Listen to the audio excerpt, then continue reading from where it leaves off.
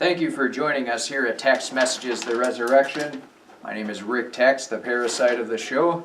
We're absolutely glad to have you joining us once again.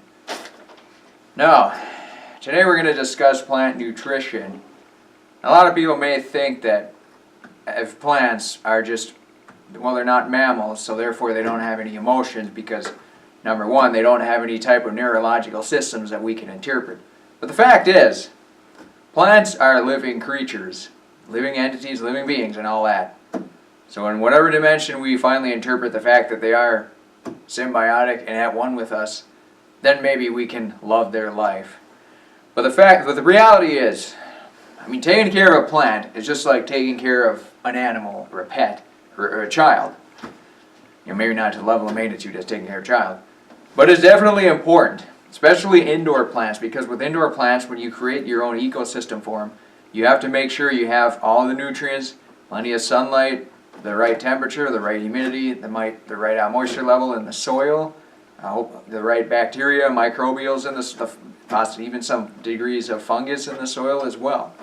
So you have to at least know enough to have a flourishing plant. To just throw a plant in a pot and then water it every once in a while is not enough to have it grow and be great again. Plants require up to 16 different types of nutrients. So you have the main macronutrients, nitrogen, phosphorus, potassium. When you buy those fertilizers, hopefully organic fertilizer, you don't want to get the synthetic junk. It'll say NPK on it, which nitrogen, phosphorus, potassium. Potassium on the periodic table is a K. So when you say potassium, that's the K on the NPK bag. So these are the fertilizers that you put onto the soil, and then they come up through the root system. Now what the plants, along with a lot of micronutrients as well. A lot of those micronutrients include calcium, magnesium, sulfur, chlorine, copper, manganese, iron, boron, molybdenum, zinc, copper, cobalt, and nickel, and even hydrogen. So what the plant does is it has its root system. It has these little root hairs. They pump hydrogen to displace the cations attached to these negatively charged soil particles, because these particles are usually in the form of a salt, so like NaCl, for example, is sodium chloride. So something like that would be in the soil. So then the root hairs pump out the H+, so it gets the chlorine off, so then it can, or the sodium, so then it can uptake those into their root system. And what it attains from water is that hydrogen. So the water is just the H2O. So it gets the O, or it gets the H out of the H2O, then it puts the O back out in the atmosphere. Along with the air, it gets the carbon dioxide through the air, which is CO2. So then it takes that and actually, correction, it doesn't break apart the H2O bond. It breaks apart the carbon dioxide bond. So CO2. So then you get the O2, because O by itself is an unstable molecule. So you have to, get the O2, carbon dioxide, from the air. So that goes in through the plant leaves. The plant leaves stomata opens up and it takes in the carbon and it expels the oxygen. Now it needs to have a good amount of energy to do this. So it gets the energy from the sun. So the sun brings in the energy, the solar collectors on the plant leaves suck that energy in, and then they're able to suck the carbon dioxide in to get the carbon, and then it expels the oxygen back into the air. And then when you water it, it gets a lot of the hydrogen and the oxygen, and then it does some, maybe it does break apart the hydrogen-oxygen bond. I'm not entirely sure on that one. I'd have to get down into some nanoscopic levels to be able to figure out for sure.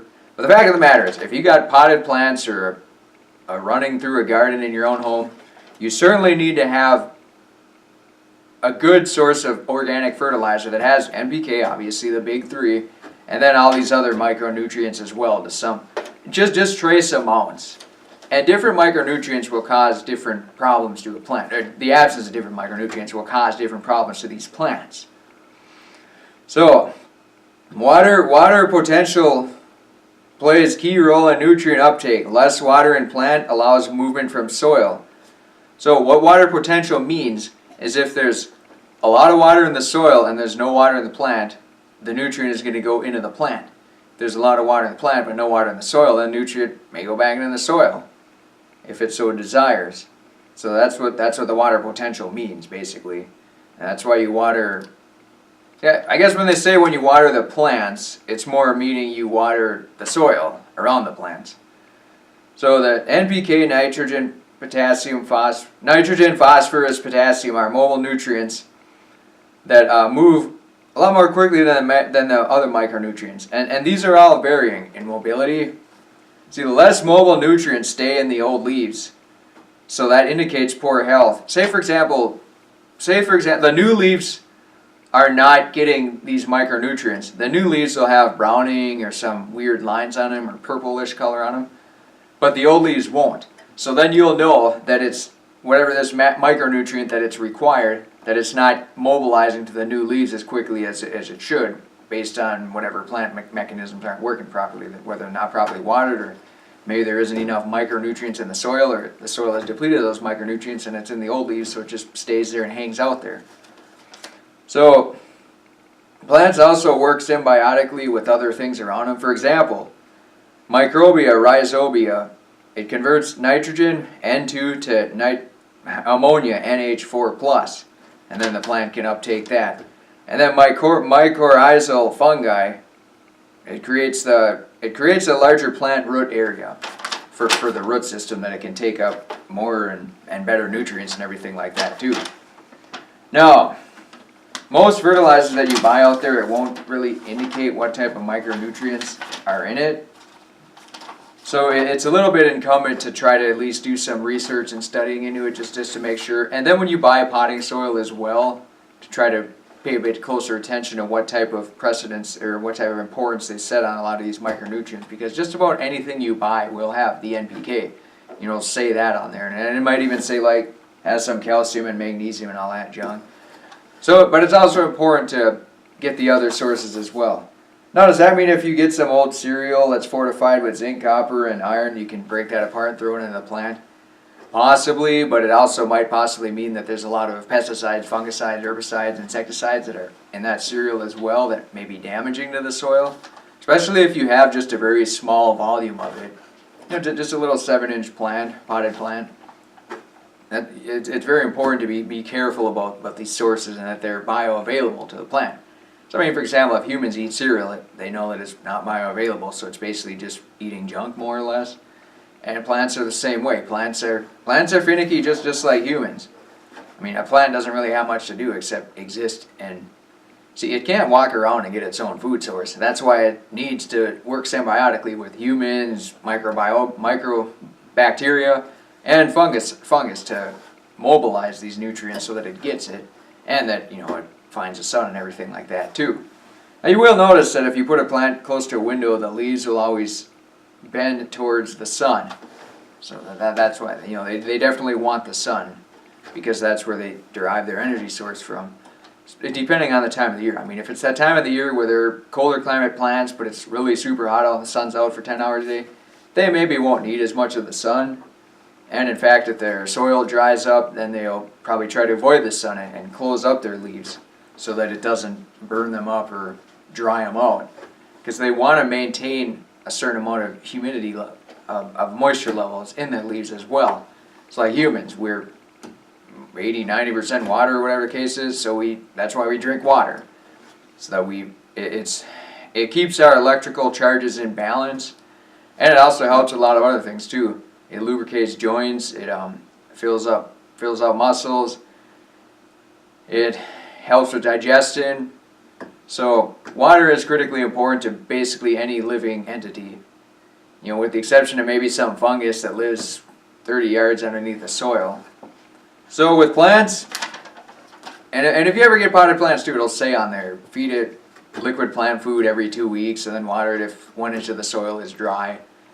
That's an easy indicator. You can just kind of stick your finger in there and say, oh, if it's dry, then you can water it, and if not, you don't need to water it. If you water it too often, then you will get an overgrowth of fungus and all this other stuff that's not symbiotic with the plant, and it might even take over and start causing a ruckus. So, reality is, plant nutrition is very important. I mean, we haven't, we've been just scratching the surface here on this broadcast as well. But yeah, it is. I mean, when you get this wall of nutrients, magnesium, sulfur, chlorine, copper, manganese, iron, boron, molybdenum, zinc, copper, hydrogen, oxygen, cobalt, nickel, nitrogen, phosphorus, potassium. Sounds like a lot, but it's really not that much. And it's mostly stuff that's all found in a natural state outside. If you go on some soil that's not adulterated, then it'll be in abundance in good soil. Like if you get clay or loam or black dirt. Black dirt is the blacker the dirt is usually a better indicator of its health. That's why if you get sand, it doesn't have a lot of nutrients in it, but very black dirt definitely has a lot of nutrients. When you get potting soil, it's almost always dark black because it has a plethora of nutrients, a deluge of nutrients. So that being said, ladies and gentlemen, we're going to have to put a wrap on this show here. This is part 2 of Text Messages. It's January 31st.